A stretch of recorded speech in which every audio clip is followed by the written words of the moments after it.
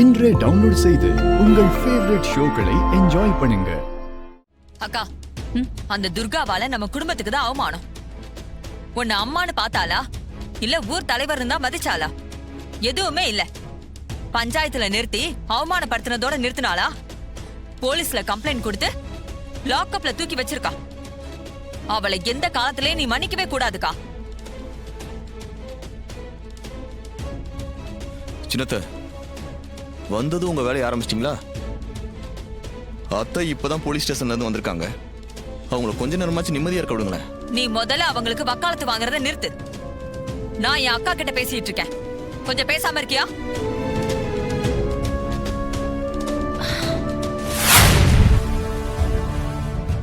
அம்மா எவ்வளவு கோவப்படுறாங்கன்னு பாத்தீங்களா?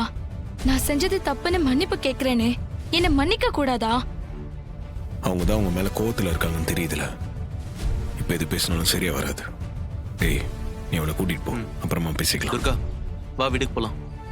நான் தான் இப்போ உங்க அம்மாவை பார்க்க போக வேண்டான்னு சொன்னேன்ல. நீ தான் கேட்காம இங்க வந்த. இப்ப என்ன நடந்துச்சுன்னு பார்த்தல. நீ வா. வர ராஜா, வா.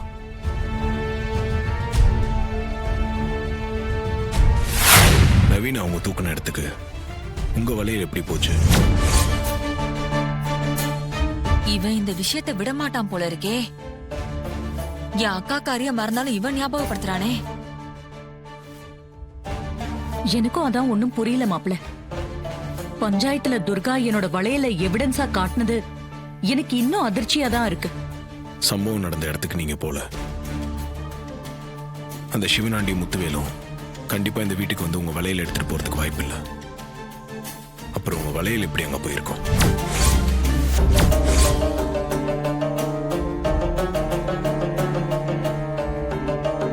என்ன சகல?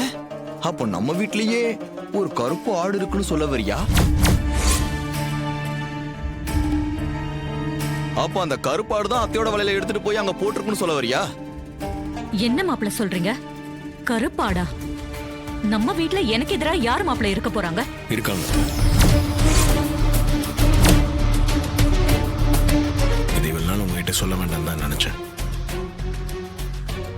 எப்போ உங்க மேல வீண் பழி வந்துருச்சோ, இதுக்கு மேல என்னால சொல்லாம இருக்க முடியாது. சொல்லுங்க மாப்ள, எனக்கு எதிரா யார் இருக்கா? உங்க தங்கச்சி தான்.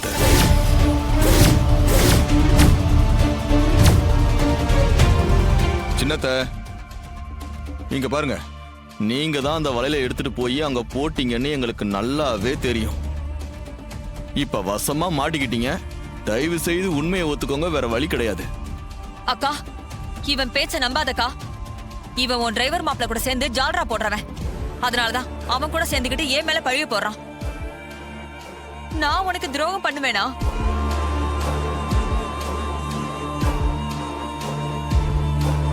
அம்மா போனதுக்கு அப்புறம் அந்த இடத்துல உன்னதானே நான் அம்மாவா நினைச்சிட்டு இருக்கேன். உனக்கு நான் துரோகம் பண்ணுவேனாக்கா? வாய் கூசாம இப்படி போய் சொல்றாங்களே. எனக்கு ஒன்ன விட்டா இந்த உலகமே தெரியாதுக்கா. அக்கா, இவன் தான் ராஜா சேதுபதியோட பேரன்னு நான் உங்ககிட்ட அடிக்கடி சொல்லுவேன்ல. அந்த கடுப்புல தான் இவன் என்ன வீட்டை விட்டு துரத்துறதுக்கு பிளான் பண்றான். ஒன்னே என்னை பிரிக்கிறதுக்கு சதி பண்றான்க்கா. இவங்க சொல்றதெல்லாம் நம்பாத.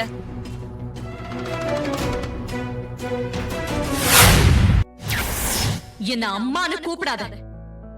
அது என் காதுல நாராசமா விழுது. நீ என் மகளே இல்ல, செத்து போயிட்டேன்னு நான் சொல்லிட்டேன்ல. அப்புறம் என்ன உறவு முறை கொண்டாடிக்கிட்டு வர? என்னம்மா அது? இப்படியே அழுதுகிட்டு இருந்தா எப்படி? உங்க அம்மா குணம் தான் எல்லாருக்கும் தெரியும்ல. அழாதரா கண்ணு, எல்லாம் போக போக சரியாயிடும். நீ அழாம இரு.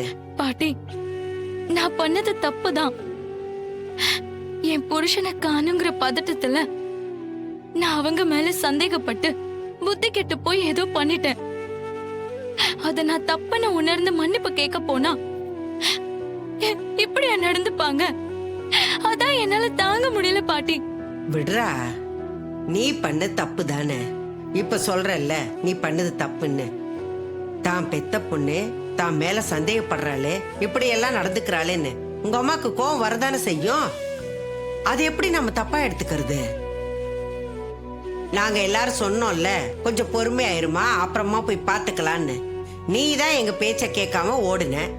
இப்ப என்ன ஆச்சு? அழாதற கண்ணு, சொன்னா கேளு, அழாத. நீ என்ன பண்ணாலும் அவங்க கோவம் இப்போதைக்கு குறையாது. பிரச்சனைய பெருசாக்கிட்டு உடனே சரி பண்ண நினைச்சா அது முடியுமா சொல்லு? அக்கா, நான் வேணும்னே எதுவும் செய்யலக்கா. ஏன் சிச்சுவேஷன் அப்படி? ஏன் நிலைமையில இருந்து கொஞ்சம் யோசிச்சு பாருங்கக்கா. நவீன காணுங்கிற பதட்டத்துல நான் அப்படியெல்லாம் செஞ்சுட்டேன். வயசுல பெரியவங்க அவங்க, என்ன மன்னிச்சு ஏத்துக்க கூடாதா?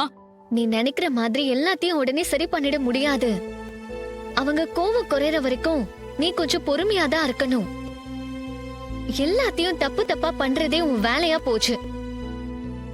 அம்மா மேல கேஸ் கொடுக்காதன்னு சொன்னோம், அதையும் கேட்காம தப்பு பண்ண. அப்புறம் எல்லா உண்மையும் தெரிஞ்சதும் உடனே அவங்க கிட்ட மன்னிப்பு கேட்கணும்னு சொன்ன. நாங்க எல்லாரும் இப்ப வேண்டாம், அவங்க கோவமா இருப்பாங்கன்னு சொன்னோம். அப்பவும் அதை கேட்காம தப்பு பண்ண.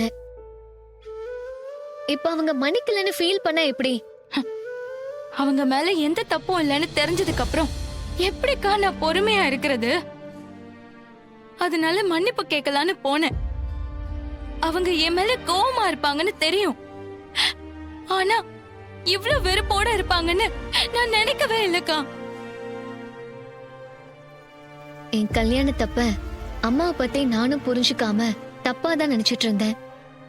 அப்புறம் போக போகதான் அவங்க செஞ்சது என் நல்லதுக்குன்னு புரிஞ்சுக்கிட்டேன்.